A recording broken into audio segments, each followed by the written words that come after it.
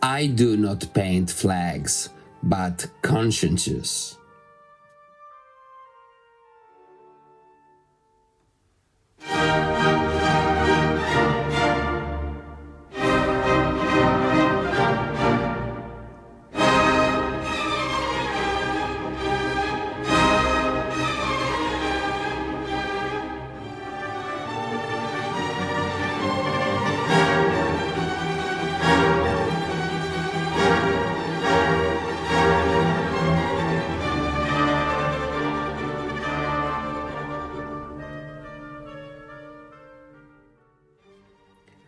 A Wexfield not carried a simple wish, one note to anyone who has built their life with their own hands. If only fate were kind to me. It was the note a 21-year-old Venetian sent along with this painting, Catastrofe di Laocoonte, to the Brera exhibition. The year was 1812, and that young man, who never asked for applause, though time would bring in plenty, was named Francesco Hayez. That short and unearthed phrase was already a moral manifesto. It spoke of a young soul who preferred effort over indulgence, discipline over vanity, conscience over posture. In another archival note, we read that the same young man, though registered for the military service, was allowed to remain in Rome, saw that the fruit of his education would be not lost. That small bureaucratic sentence revealed something greater. A community that had recognized his talent as a public good, and an Italy that did not yet exist but was already stirring. A place where art was becoming a language of freedom, a light for the people rather than a servant to power. His talent had bound itself to fate, which from that moment became his faithful friend.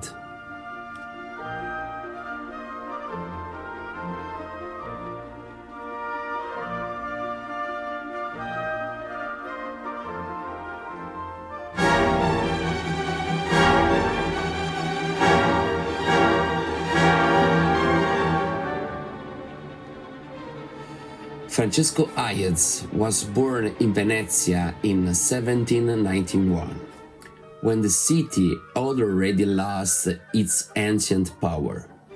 The Serenissima, once queens of the seas, now lived under foreign rule, a silent city where the greatness of the past survived only as a distant echo.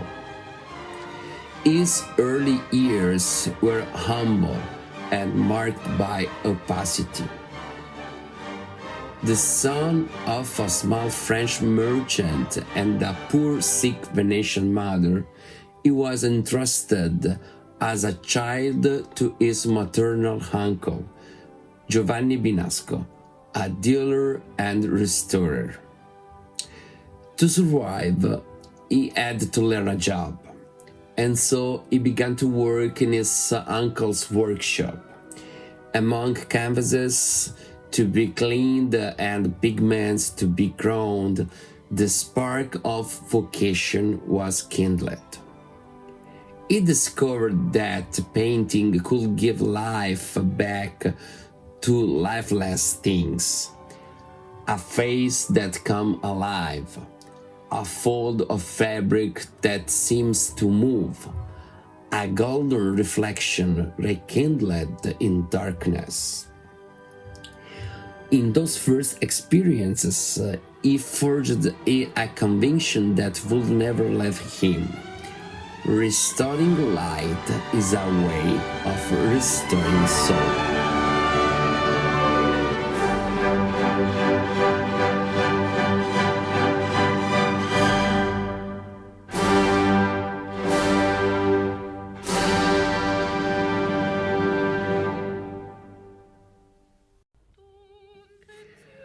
At the City Gallery and later at the Academy of Venice, the young Hayez began his training under Francesco Maggiotto and Teodoro Matene, refining his drawing and studying the nude, the plaster casts, the models of 16th century. Thanks to the intervention of Leopoldo Cicognara, president of the Academy, Hayez obtained a scholarship to Rome, supported as well by the benevolence of Isabella Teotocchi Albrizzi, a renowned writer who had sensed his compassion and moral depth. He arrived in Roma in 1809. At that time, the city was a crossroad of new ideas and ancient. A laboratory where past and present interviewed endlessly. In Roma, he found a different world, the capital of antiquity, yet alive with the pulse of neoclassicism. Here, Antonio Canova reigned, the sculptor who had restored the moral dignity to form. Canova did not sculpt mere bodies of perfection. He sculpted the nobility of the soul. In that marble purity, Hayez discerned a lesson in discipline and restraint, a way to see beauty not as an ornament, but as a value. Canova welcomed him with genuine warmth and with the keen eye of one to instantly recognize his talent. He called him the painter of the future, and thought that grace is not measure but feeling. In Canova's studios, where diplomats, poets, and ministers passed the daily, Hayez learned that art could become a civic language. He saw firsthand how Canova used beauty as a means to unite nations more powerfully than politics ever could. When Canova urged him to compete at the Accademia di San Luca, Hayez created l'Atleta Triunfante, 1813, and won the first prize, a depiction of the human body as both victory and moral symbol. Yet become increasingly convinced that painting offered something sculpture could not: the breath of time, the vibration of emotion. Color, he would later write, is the voice of the soul. At the Academy of San Luca, he studied ancient statues and Renaissance masters, but what fascinated him most were not forms, but faces. The human theatre of Roma's streets, the color of life itself. From Raffaello, he learned purity, from Correggio, light, and from Caravaggio, truth. It was Caravaggio who taught him that chiaroscuro is not merely a way to shape figures, but a means to tell the moral struggle of man. In those Roman years, Hayez understood that the beauty was not the imitation of the antique, but the recognition of the human within the ideal. Thus, his canvases ordered in composition vibrate with the contrast, light and shadow, grace and drama, desire and guilt, a beauty restless, alive, and fragile. The Roman period was also a time of solitude and discipline, feelings that forced him. In a letter, he once wrote, "I wish my brush would not tremble before my thought, and that color could sound like a voice." A new poetics was emerging within him, painting as a language that sings. Rome was also the school of conscience. There he met patriots and intellectuals who dreamed of an art capable of awakening a people. In conversation with the Italian artist Bond, that the idea of a nationhood, he came to understand that painting must become the mirror of a modern man, of his passions and his moral conflicts.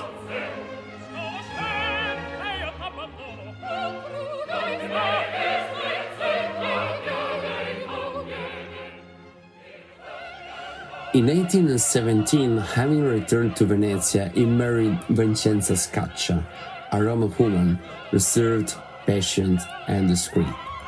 But his heart was already drawn toward another horizon, Milano.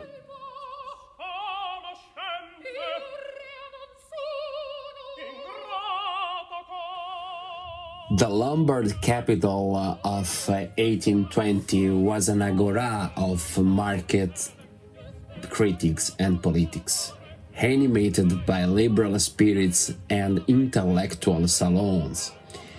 It sought an art capable of representing the Italy that did not yet exist, but that everyone desired, an art able to unite feeling and thought. Hayez soon became its point of reference. He was the artist who gave Italian Romanticism a new awareness, a civic mindfulness. In the Milanese salons, his presence carried both the memory of classicism and the fire of modern passion. He embodied an Italy searching for itself between the ancient and the new. In that restless city, he found a network of affection and intellect that would forever nourish his thought and his vision of art. In the saloons between Brera and the Cova Café, where art was a civil language, Hayez recognized this community, a chorus of voices that would accompany him through the human and creative journey of a lifetime. Among them was Andrea Maffei, poet and translator, not merely an admirer, but a companion in work and conscience. Maffei wrote verses to enter the spirit of his friends' paintings, asking that they be placed at the foot of the canvas, so that the public mind read first with the heart and then with the eyes. Clara Maffei, the discreet director of Milan's Circle of Thinkers, was a mediator of souls capable of bringing together the most refined and daring minds. To Hayez, she appeared as a musical force, a woman who conducted relationships like an orchestra, transforming a conversation into civic action. And Cristina Trivulzio di Belgioioso, in turn, appeared to him as the very personification of courage. In the eyes of that patriot, he saw the reflection of exile and the return of hope, the nobility that does not withdraw from action. Around him gathered many of the great minds and artists of the time. Manzoni, Pellico, Grossi, Berceu, Verdi, each a face of the same Italian conscience, sources of a sincere words, quiet courage, and steadfast faith in the idea of a united nation and in the people who dreamed it. With them, I had shared the conviction that beauty was not an escape, but a tool, a way to awaken the moral conscience of a people. In 1820, when he presented his celebrated Pietro Rossi at the Pinacoteca di Brera, he understood that the moment had come for a deeper dialogue with the public. The lesson would be mutual, The artist will teach Italians to feel themselves a nation, and the public will teach him how to speak to their souls. For this reason, in his first Milanese works, he abandoned myth and devotion to portray humanity. Conflicted loves, firewalls, moral heroes, bodies that become symbols of liberty and pain. Around him grew an ever larger circle of enlightened patrons, collectors, and intellectuals who saw in him the synthesis of classicism and modern feeling. In the saloons and academies, his presence carried both the memory of the past and the passion of the new. In him, Italy was beginning to recognize itself step by step between ancient and modern, between ideal and passion. His art would pass through three seasons. In Venezia, he discovered light and color. In Roma, structure and order. In Milano, freedom and reflection. Over time, his paintings saw not only beauty but truth and the human meaning of things.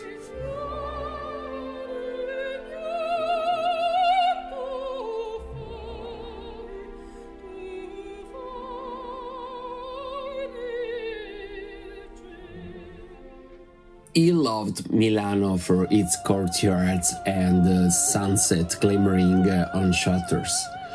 Venezia, the city of his art, for its reds and never fade.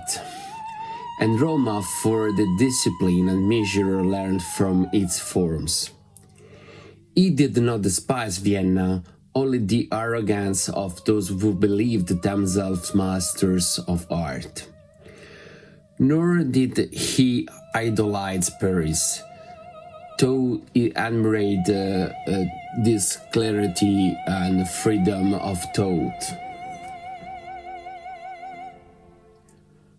Throughout the long, impatient journey of his life, Hayez met two friends, protectors who believed in him and shaped the course of his destiny. The first was Antonio Canova, whom he described as a great in art, angelic in nature, generous of art. A master not only of style but of life. One who cultivated beauty as a gesture toward the common good, giving harmonic form of his works as a responsibility toward those who beheld them.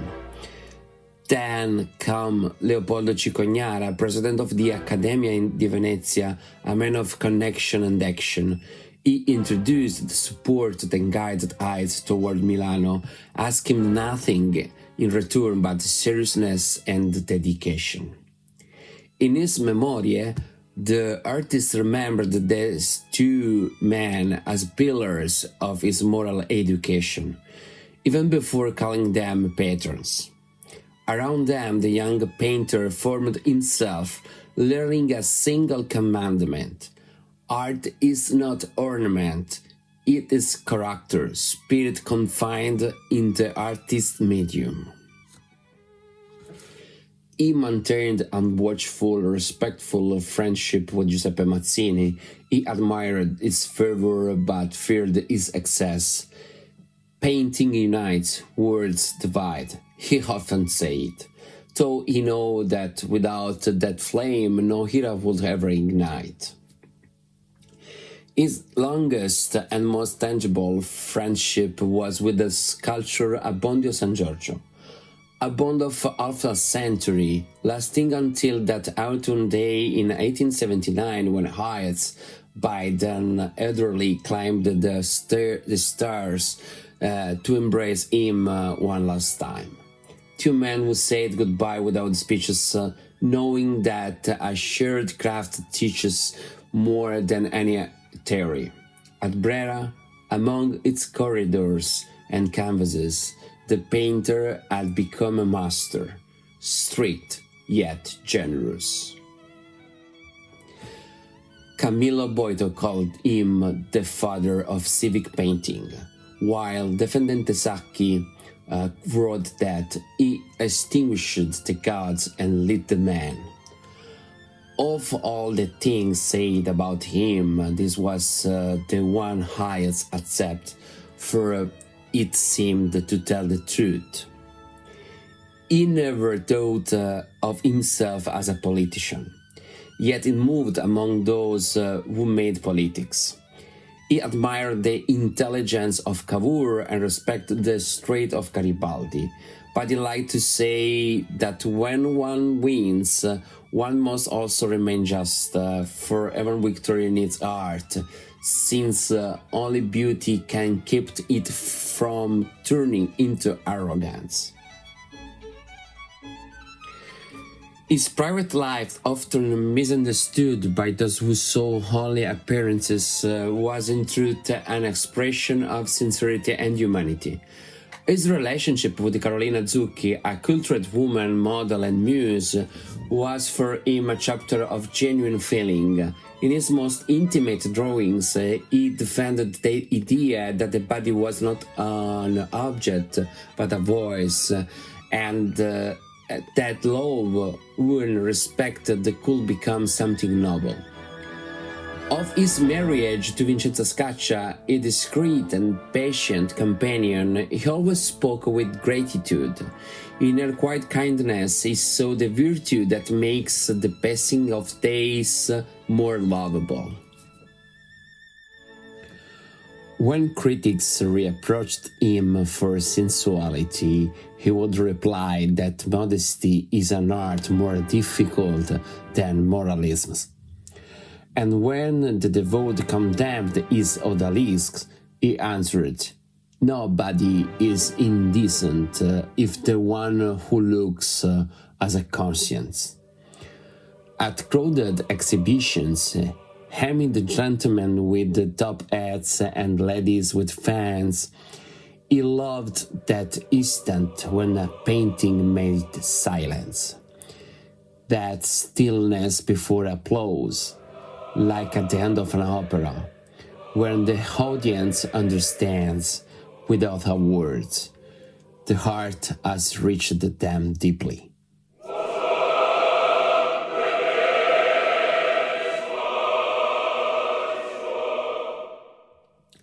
Hayez never saw himself as chosen. He once said he had been too favored by Providence, yet he never spared himself the discipline of his craft. He accepted honors only when they served to spread virtue and taste. And when he spoke of Young, he did not act as an inflexible guardian of truth. Rather, he was the first to affirm that art is in continuous progress, as he himself always strove to progress, and he admired every innovator of his time. To his students, he often said, "One does not paint the homeland with flags, but with gestures. A hand that reaches out, an eye that forgives, a mouth that remains silent." Thus, his life interviewed with an Italy growing alongside him, an Italy made of friendships, exchanges, and quiet respect. An Italy that still lacked the fixed borders but already possessed a soul, and that soul Hayez painted every day. His studio was not merely a place of work, but also of encounter and solidarity. From his hands came works donated to help those in need, such as studies of ads offered to a fundraiser for the flood victims of Szeged. Others he gifted to figures he considered beacons of the people, like the Testa di Vecchio sent to Giuseppe Verdi as a sign of esteem and friendship. If we were to choose among the many, three definitions that Hayez gave to himself, they would be these. The first one is I am a grateful debtor. It comforts me to recall times when I owed more to fortune than to merit. But gratitude does not let me rest. The second one is I am a slow worker. I kept several canvases open, returning to them with a fresh eye. I defend the unity of the subject because the emotion without the structure disperses itself. And the third, I am a measured modern. Art progresses continuously, and so do I, but I do not confuse fashion with progress, for beauty is a pact of truth with the one who looks. He loved literature, which from him was a source of inspiration and of truth.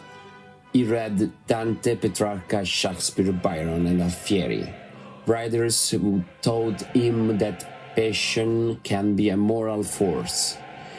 Many of his paintings were born from literary texts: Maria Stuarda al Patibolo, Pietro Rossi Prigioniero, Ruth. Yet behind every subject entrained a civic message. Like Verdi music, Hayez used fiction to speak of the present. Francesco Hayez brought a profound transformation to Italian painting. Until then, academic art had served to celebrate kings, saints, or battles. Hayez made it human and moral. He used history not to exalt power, but to tell universal feelings: pain, hope, freedom. He made painting a civil language. His romanticism sought balance between feeling and measure, between light and thought. In his lovers there is no despair but an awareness of the beauty of pure and uncontrollable emotions. In his ears there is no anger but melancholy. Even when he depicts pain, Hayez preserves grace. His is a restless harmony, one that unites heart and intellect. He also changed the way the human body was represented.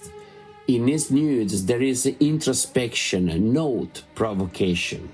The body speaks of fragility, desire, forgiveness, and patience. Hayez turned sensuality into spirituality, a way to understand the soul. He introduced innovation even in the color. From the Venetian school, he inherited the love of light, which he used differently to give life a meaning. Red became his most recognizable sign, a color of passion and political symbol, tied to the blood and courage of the Italy seeking freedom. In his canvases, color breaths. Light embraces shadow rather than opposing it, every tone holding human value. He perfected his use of color with layers more transparent and softened those of the academics. His surfaces seem to breathe. There are no hard lines, only the continuous passage between light and darkness. This allowed him to give a psychological depth to faces, an effect that anticipates modern painting. In composing scenes, Hayez abandoned the rigid poses of the academy and chose natural movement, genuine gestures, thinking gazes. In his paintings, we do not see ears frozen like statues, but people caught in the moment of truth. Each figure lives within an intimate theatricality. the theatre of the soul. He also changed the relationships between art and its viewer. Hayez wanted the public not only to admire what they saw, but to recognize themselves in what they felt. That is why he painted the characters who, though dressed in historical costume, expressed modern emotions. He was among the first to use painting as a mirror of society. Hayez transformed even the idea of portraiture. In the faces of his contemporaries, poets, nobles, and bourgeois, he saw the person, not the pose. He used light as a psychological tool to reveal thought and feeling. He was among the first to paint both mind and heart together. When Francesco Hayez died in December 1882, Italy was finally a nation. Milano, his adopted city, greeted him as a father. Around his coffin, beside artists and students, stood poets, musicians, and patriots, men and women who knew they had shared with him not only a time, but an idea, that the heart could educate, support, and unite.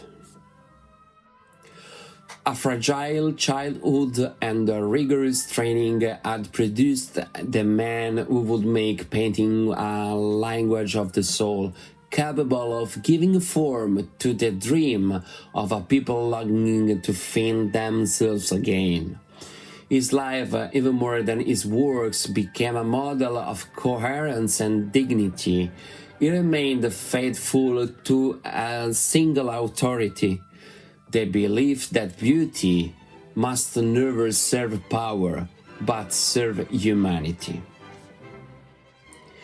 In Milano, the Pinacoteca di Brera guards his masterpieces. Il bacio, la meditazione, l'ultimo bacio di Romeo e Giulietta, the portraits of Carolina Zucchi and Teresa Manzoni Stampa Borri, and Maddalena Penitente.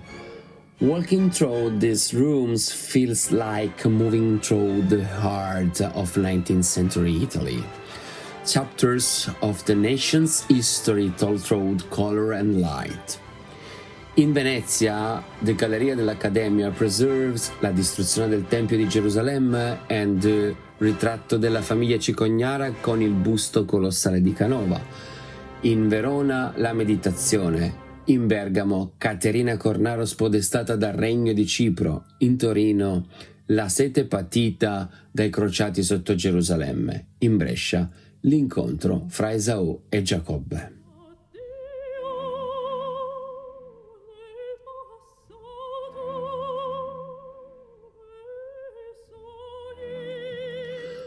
What makes him immortal is his humanity. Despite success, he continued to see himself as an artisan of beauty. Until the very end, he taught at the Accademia di Brera with persistence and care, watching his students at work. One day he told a pupil, "Do not try to imitate me, try to feel." It was the perfect synthesis of a life, art not as a form, but as the expression of the emotion. To feel heights within oneself is to sense a way of seeing that does not divide, a way of speaking that needs no words, let alone rogue shows. Because beauty is a language behind words. And what truly unites us needs no proclamation.